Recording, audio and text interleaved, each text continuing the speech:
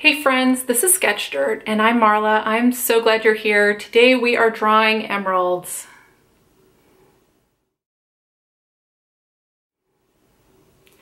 Okay, so to get started, we're going to be drawing emeralds today, and I'm going to be drawing all three views for you. So what that means is I'm going to be drawing a top view, I'm going to be drawing a side view, and then I'm going to be drawing a 3/4 view. And I wanted to do that so that way you would have all three views and kind of be able to draw this for whatever your picture is going to be, whatever your artwork, whatever your needs are. Before we get started, I just wanted to go over the tools I'm going to use and then we'll get going. So the first thing I'm going to use is a HB pencil, and that's going to be to just draw in the basic shape, the skeleton of the structure before we get going, coloring everything in. The next thing I'm going to use is a green Sharpie marker. This is just a regular green Sharpie, no special color, although I am going to use a brush marker. I really love these.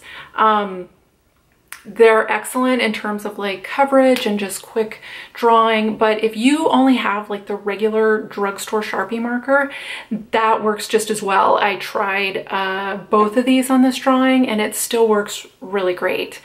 The next thing I'm going to use are colored pencils, and I'm going to be using 3 of them. I'm going to be using a white colored pencil.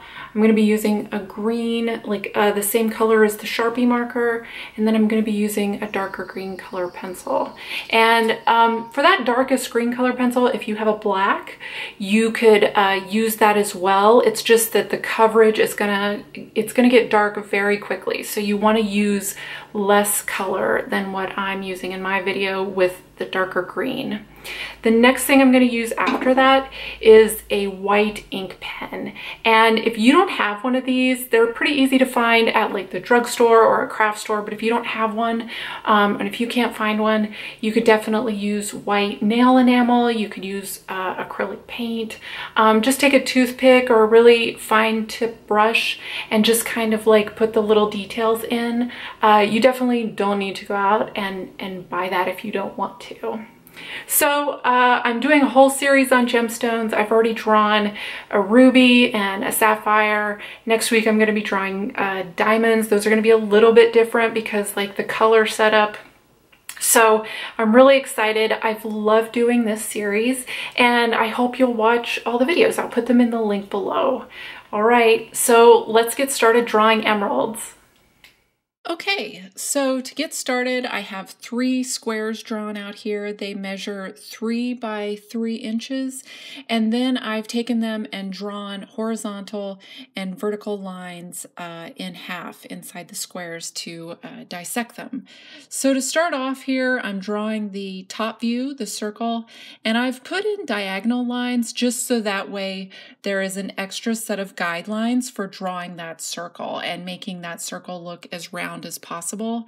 It's a pretty tough shape to draw freehand, and so I think any extra guidelines are really helpful.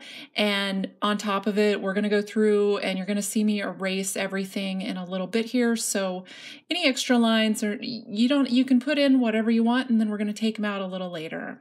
So I've drawn in the extra circles here for the inner portion, the faceted portion of the top view, and I'm going through and I'm making all the faceted shapes. And as you see here, I kind of have like a process that I'm following, and I would recommend when you draw this, you follow the same process, like put some order to it, because it gets very confusing very quickly because there's just a lot going on. But this is one of the simplest ways, I believe, to draw like a faceted diamond shape. Today we're drawing an emerald, but any kind of jewel shape that you're drawing, this is a pretty like I said before, like a medium skill level. We're still going to have that dimension and still have the facets in there, but it's also very simplified, so it can be drawn pretty quickly. And also, as you can see, it's not perfectly photorealistic. It's not supposed to be. It's meant to look a little bit between graphic, a little bit between photorealistic, just to kind of give the impression of a realistic emerald jewel shape. So I'm going through here now and I'm drawing the 3/4 view. And what you're going to see about this is that this is a combination of the top view and the side view. I really wanted all the measurements to line up. So when you're drawing your shape, if you look at the top view here that I'm drawing on the 3/4 view, that measurement matches the inner top view on the top view of the emerald, if that makes sense. Like each top view from like 3/4 view to the side to the actual top view, those dimensions match up perfectly. And I really worked to make sure that that would work out like that, so that these could be easily transferred, that there would be like a logic to it, that it wouldn't be confusing in terms of like one shape does this and one shape does this, because already there's a lot going on in terms of just the views. And so I wanted you to be able to focus on that right there, just getting that really dimensional shape. Now, when I'm drawing this 3/4 view here, what you're seeing is I'm drawing these facets in individually. I'm not just making it look like an X. And the reason I'm doing that is because if you just draw in the X shape, it doesn't quite look right. I tried that to see if that's an easier way to draw it, and it just doesn't look right. I'm going through now, and I've started erasing everything, as you can see. I've taken a larger eraser and erased the larger lines, and now I'm taking a smaller eraser and going through and erasing all the detailed lines. And again, as I said before with the drawing, like make sure that you have kind of an order, a system when you're erasing, because all the lines get confusing really easily. So my system was to start with like that inner facet shape that looks kind of like a kite, and erase inside that, and then just piece by piece go through and systematically erase. That way I don't jump around. And now I'm taking a pencil, and all the spots that like got erased with the lines that I want to keep, I'm going through and just making them a little bit bolder. This drawing, the pencil portion of it is the skeleton of the structure. This is just the framework.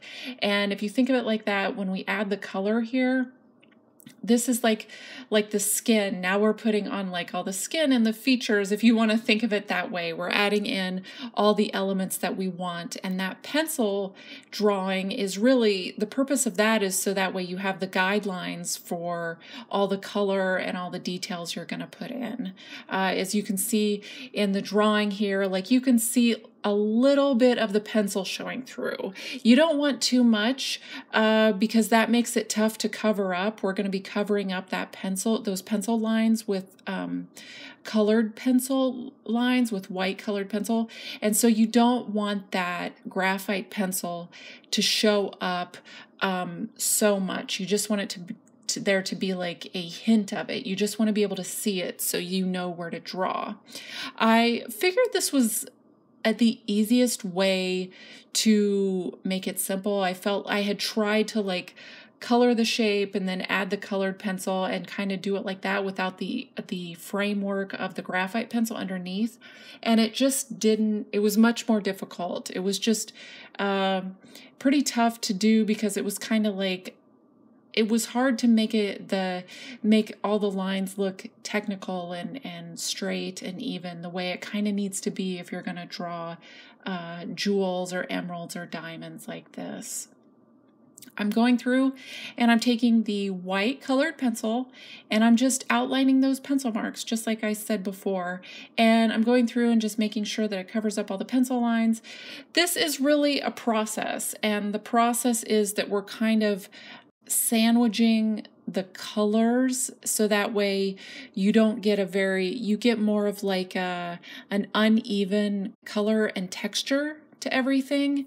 I didn't want it to be really smooth texture because the white portion is actually light, and so what I'm trying to do is make those edges reflect like light, the way a faceted stone would. So the second part of this color sandwich is that I'm going through with the medium green colored pencil and I'm coloring over the top of that, and I'm just kind of making sure everything is very even. As you can see, when I colored in with the marker, color. Some of the color wasn't very even. And so this is the point where I'm trying to even everything out again. I get a second chance at that, so it looks a lot smoother. And there'll be, as I go along, there's more color buildup and more color buildup. So you'll see that this green smooths out even more.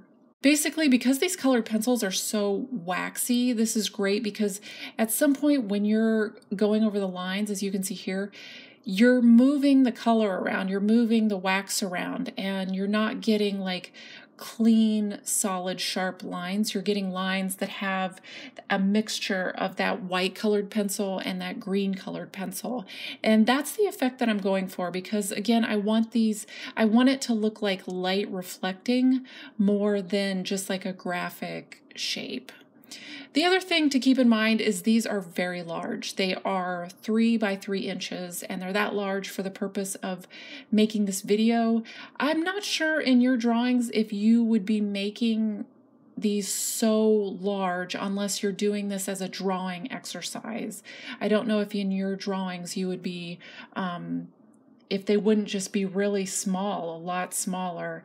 And then this effect is going to be even more, it's going to look more realistic because it's smaller. Like the bigger it gets, really, the more, for it to look more realistic, I would have to add more details and more facets, but that would also be more time consuming. And so this is a way to do it pretty quickly, but get a similar effect.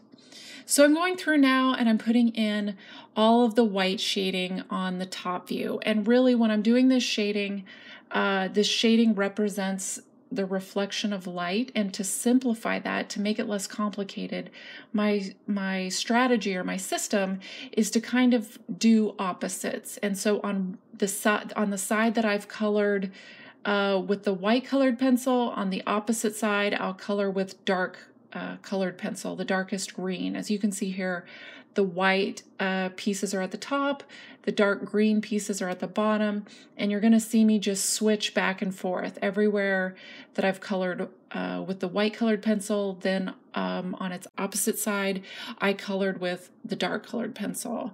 And this is just, again, this is just kind of like an easy, simplified way to make it look like the light is reflecting through the emerald, through the gemstone. As you can see with these examples, these kind of glass jewels I have at the top here, the system is much more complicated than that. The light reflects and refracts all over. But this is meant to be interpretive. This is meant to be a medium skill level, and you can actually simplify this if you want. You can make it much more complicated. You can add in more facets. Whatever effect you want, this is a starting point for you, I would say. Or if you needed, something very quick, maybe this is just exactly what you're looking for. So I'm going through with this dark green colored pencil. I'm kind of putting in the shading. I'm kind of looking it over and looking at all the areas where I think some extra color and value could be used. Like here I put in, and basically I put in the medium green pencil to blend things out a little bit. And don't be afraid to go back and forth with like your colors. Like I'm doing it very systematically so that way you can catch on quicker to what I'm doing. But when I'm actually drawing, I'm all over the place. Like I'm picking up one color and trying, and then I'm picking up another color, and I'm kind of going back and forth to balance out my picture and kind of experiment in small bits. I guess that's really a great thing to do too. Like just to kind of keep experimenting and kind of keep pushing your drawing as far as you can go with it, but do it in small bits. You don't have to do it in big, huge chunks, because sometimes that's a bit overwhelming. And a lot of times if you do something that you're not quite happy with, if you've done it in small chunks, you can definitely correct it, or you can kind of take your drawing in a different direction. You don't have to start all over. There's no need to. Drawing and art is really about that experimentation and really discovering what you can, like surprising yourself. Like that's the best part about art, is that you can surprise yourself just every time you pick up a pencil and try something new. So I'm doing the side view here. I've got pretty far along, and I've used the same strategy that I used with the top view. And if you even look at where the white portions are colored in, it matches up to the top view. And I did that on purpose again so that there was a system that was logical for your drawings. And all the dark areas kind of match up to where the dark areas are on the top view. And then when I carry this over to the 3/4 view, you're going to see that all these things combine so that it makes sense altogether. I'm going through here. One thing to keep in mind too is this video is like 20 minutes, but this took me about like an hour. It took a little over an hour, and that's even with a lot of practice. I've done all the gemstones. So I've done quite a few so far. I've done a ruby, I've done a sapphire, and I've been practicing on a diamond, and so I've gotten quicker with this. So if your drawings take a while to do, if it takes more than an hour, that's perfect. That's like exactly, sit down and enjoy it. Like, I always think to myself, like, when I want to just go really quickly and just get it done, like I'm in a rush or something, I always think to myself, like, going slower is actually going to make me go faster. And that doesn't really make sense to say it, but what it means is like, if you're kind of thinking through what you want to draw, if you're kind of taking your time, that's so much quicker than not thinking it through and just sitting down and rushing and having to start all over, or it going in a direction you weren't expecting because you didn't think it through all the way. Just taking your time will oftentimes get it done quicker than you think, basically. So I'm going through, I'm doing this 3/4 view now, and I'm matching up those dark facets to where they are on the side view and the top view. I've colored in all the white areas. I've colored in the top area, and I'm just going through, and at this point, I mean, I think the 3/4 view is probably the most fun to draw in a lot of ways, because the top view and the side view can look, it's just going to look it's going to have a little less dimension. And when you draw the 3/4 view, it's more challenging, but it's got more dimension. So it's funner to draw. I'm going through here, adding all the colors, and I'm excited about what I'm going to do next is basically put in the white ink pen. And I would say, before I get started on that, I don't know that you need that for this drawing. I want you to just take a look at this now the way it is. You might decide you don't need that white ink pen. I wanted to add it in because, again, like, I wanted it to look like there was more dimension and light and kind of sparkle. I didn't want to draw like graphic sparkles on it. I wanted to give the impression of sparkles. I wanted the sparkles to look a bit more realistic. And so I felt like this white ink pen did that really quickly and effectively. So here it is, the white ink pen. And what I've done is I go through, and at each point on the facets, I put a little dot of color. And this is because what I'll do next is take that and drag it along. I don't want to just draw like smooth, perfect lines. I want them to look a little jaggedy, because these aren't the lines. This is light reflecting through. And so I want the lines to look imperfect. I don't want them to be just straight edges. I want it to be staggered, just sporadic across the whole piece. And it's pretty easy to get carried away. It starts getting like really fun because this is the last part. It's tough to know when to stop. And I would say just look at your picture and kind of feel it out and kind of see where you think it needs to stop. I will say that when I was doing this for myself, I did not color in solid areas with the white pen. I tried that. I tried to color in like this bottom piece. I tried to color that in with just solid white ink. It doesn't look right, or at least to me, it didn't look right. It got to look really heavy, and somehow it just flattened out the entire piece. Everything lost all of its dimension. So I kept this really like imperfect looking, very staggered in terms of like spreading the white ink. And I made sure not to cover huge areas with this, just little bits.